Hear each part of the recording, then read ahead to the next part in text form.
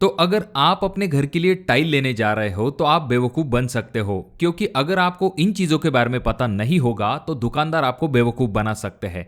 देखिए दोस्तों, टाइल लेते समय हम टाइल का कलर हो या फिर डिज़ाइन हो, इनके तरफ खास करके ध्यान देते हैं, पर टाइल की जो क्वालिटी है, जो कि काफ़ी इंपॉर्टेंट होती है, क्योंकि अगर अच्छी क्वालिटी की टाइल होगी तो उनमें सालों साल तक आपको कोई भी दिक्कत दिखाई नहीं देगी। ऐसी टाइल का जो कलर है वो जल्दी फेड नहीं होगा, ना ही उनमें आपको जल्दी क्रैक भी दिखाई देंगे। ऐसे में टाइल की जो क्वालिटी है वो किस तरह से पहचाने, साथ में हमें यह भी पता होना चाहिए कि कुछ दुकानदार उनका मुनाफा बढ़ाने के लिए आपको किस तरह से बेवकूफ़ बनाते हैं, यानी कि आपसे ज़्यादा पैसे ले लेते हैं और आपको कम क्वालिटी की टाइल जो है उसे दे देते हैं। तो ऐसी चीज़ों को आप किस तरह से पहचान सकते हो, यह हम आज के वीडियो में जानने वाले हैं। तो वीडियो काफ़ी काम की और इंटरेस्टिंग होने वाली है, इसीलिए इस वीडियो को पूरा जरूर देखें। चैनल पे अगर आप लोग नए आए हो तो चैनल को जरूर सब्सक्राइब कीजिए। अब जो सबसे पहली चीज है जहां पर लोग बेवकूफ बन जाते हैं वो है टाइल्स के रेट। जब भी आप टाइल चॉइस करते हो तो दुकानदार आपको रेट बताते हैं स्क्वायर फीट के हिसाब से, और दुकानदार आपको जो टाइल देते हैं वो देते हैं बॉक्स के हिसाब से, यानी कि पर बॉक्स के हिसाब से टाइल की कीमत तय की जाती है। और आपके दिमाग में होता है कि आपको टाइल जो है वो 60 रुपए, 70 रुपए या फिर 80 रुपए पर स्क्वायर फीट के हिसाब से आपको मिल रही है। पर एक्चुअल में जब बॉक्स के हिसाब से आपको टाइल दी जाती है, ऐसे में टाइल का जो रेट है वो थोड़ा सा बढ़ जाता है। जैसे कि अगर हम 2x4 की टाइल की बात करें तो आपको एक बॉक्स में 2 टाइल्स मिलती है, जिनका की एरिया 2x4 के हिसाब से अगर हम देखें तो 16 स्क्वायर फीट होता है। पर ये जो बॉक्स होता है उसके ऊपर क्लियरली लिखा गया है कि 1.44 स्क्वायर मीटर आपकी टाइल है। अगर हम इसे फीट में कन्वर्ट करते हैं तो वो हो जाता है 15.50 स्क्वायर फीट, यानी कि आधे स्क्वायर फीट का गैप यहीं पर आपको दिखाई देता है। यानी कि जो टाइल आप सोच रहे हो कि आपने 80 रुपए पर स्क्वायर फीट के हिसाब से ली है, एक्चुअल में उसका रेट आपको 82 रुपए से लेकर 83 रुपए तक लग सकता है। यानी कि इस वजह से एग्जाम्पल के लिए अगर आप 1000 स्क्वायर फीट टाइल लगाने वाले हो तो यहाँ पर आप 2 से लेकर 3000 रुपए तक एक्स्ट्रा पे कर देते हो। और कुछ जगह पर तो ऐसा भी देखा जाता है कि वहां पर भी रेट जो है वो स्क्वायर फीट के हिसाब से बताए जाते हैं, पर एक्चुअल जो बॉक्स है उसकी कीमत स्क्वायर फीट के हिसाब से जितनी होनी चाहिए उससे भी 200 रुपए पर बॉक्स के हिसाब से ज्यादा रेट लगाया जाता है। अब इसके लिए आप एक सिंपल चीज कर सकते हो। एग्जाम्पल के लिए आपको क्या करना है, आपका जो बॉक्स है उसका एरिया लेना है और आपके दुकानदार ने आपको जो टाइल का रेट बताया है उसे मल्टीप्लाई करना है। जितना आपका आंसर आएगा उस हिसाब से आपको दुकानदार को पैसे देना है। एग्जाम्पल के लिए अगर आपको आपके दुकानदार ने 80 रुपए पर स्क्वायर फीट का रेट बताया है टाइल का, और जैसे कि हमने देखा एक बॉक्स का जो एरिया है वो आ रहा है 15.50, तो 80 मल्टीप्लाई 15.50 इज इक्वल टू आ जाता है 1240 रुपए। तो आपको उस हिसाब से टाइल के बॉक्स के पैसे देने हैं।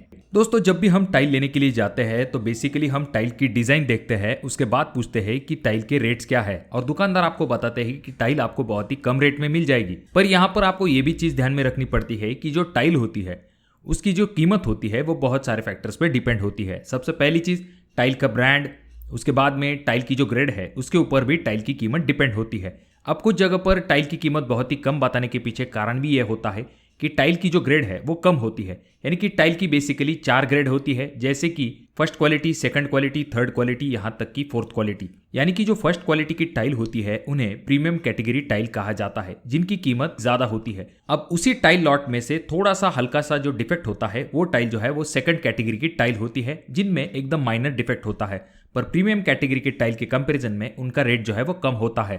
अब ऐसी टाइल सस्ते में मिलती है, इसी वजह से कुछ लोग ऐसी टाइल को ले लेते हैं और आगे चल के वो जो डिफेक्ट है वो आपको बहुत ही जल्दी नजर आने लगते हैं आपके फ्लोरिंग के ऊपर। तो इसीलिए जब भी पॉसिबल है आपको हमेशा प्रीमियम कैटेगरी वाली टाइल की तरफ ही जाना चाहिए, यानी कि फर्स्ट क्वालिटी की टाइल की तरफ जाना चाहिए, जिसमें कि आपको थोड़े ज्यादा पैसे खर्च करने पे बहुत ही अच्छी क्वालिटी मिलती है।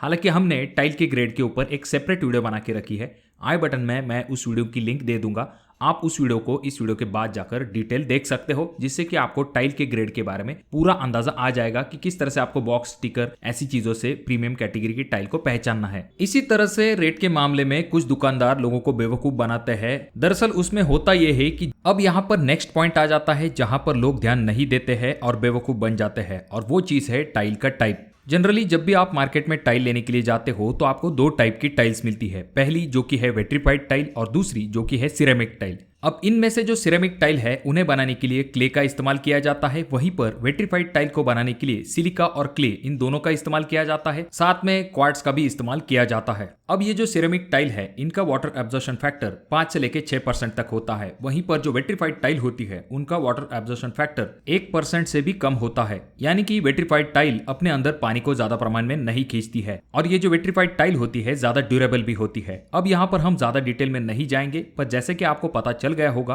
कि वेट्रीफाइड टाइल जो है वो ज्यादा स्ट्रांग होती है कंपेयर टू सिरेमिक टाइल। पर ये जो सिरेमिक टाइल है इनके रेट कम होने के कारण कुछ दुकानदार आपको कहते हैं कि आपको सिरेमिक टाइल को लगवाना चाहिए, पर दोस्तों आपको आपके फ्लोरिंग के लिए वेट्रीफाइड टाइल के ऑप्शन की तरफ जाना चाहिए, क्योंकि ये ज्यादा मजबूत होती है। भले ही थोड़ी सी कीमत ज्यादा होती है पर इसकी जो ड्यूरेबिलिटी है वो डेफिनेटली सिरेमिक टाइल से ज्यादा ही होती है। अगर आपको सिरेमिक टाइल का इस्तेमाल करना है तो आप अपने वॉल टाइल्स के लिए सिरेमिक टाइल का इस्तेमाल कर सकते हो, और अगर आप इन दोनों के बीच में डिटेल कंपैरिजन जानना चाहते हो तो हमने एक सेपरेट वीडियो बना के रखी है, आई बटन में और डिस्क्रिप्शन बॉक्स में मैं उन वीडियो की लिंक दे दूंगा। अब यहाँ पर नेक्स्ट पॉइंट आ जाता है जो कि है टाइल के डिजाइन के रिलेटेड। जब हम टाइल्स के शोरूम में टाइल्स देखने के लिए जाते हैं तो वहां पर जो टाइल हमें पसंद आती है वो सिर्फ एक ही लगी हुई होती है, ज्यादा से ज्यादा 2 टाइल्स लगी हुई होती है।